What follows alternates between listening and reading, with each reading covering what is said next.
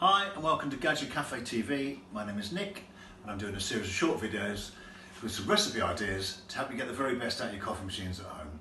Once again today I'm using the Cadorna Milk super automatic machine, and for details of this and our full range don't forget to visit us at GaggiaDirect.com. Today I'm going to show you how to make an iced vanilla latte, a very popular drink and a very simple drink to make. 4 basic ingredients for the iced vanilla latte. Can you guess what they are? Vanilla Monin syrup, obviously, a nice espresso, some ice and some nice cold milk. So we're going to pot it on, this is a 300ml glass, so on top of that I'm going to put in, or in that rather, I'm going to put in 20ml of syrup, and I have programmed the Cadorna to dispense 11 grams of coffee and 60ml of water through that.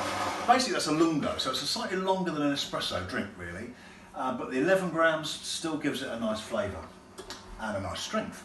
So while that's making that, the next ingredient will be ice. We're going to pop that on there, and then 180ml of milk. So in terms of the part ratio, we've got 1 part syrup, 3 parts coffee, and about 9 parts milk. So it's a little bit more than normal milk, but the ice kind of dilutes the coffee and makes the coffee almost like an Americano style really. So there we go, there's our 60ml. I always like to put the coffee on top of the syrup. I think it brings out a little bit more flavour with the syrup. Give it a good stir, get that amalgamated. And then we're going to pop some ice in there. All to taste, so you can really make it however you like it. Once we've got that in, again, give it a good stir. And immediately the ice is beginning to dilute, obviously, so it dilutes the coffee down. And then milk on the top.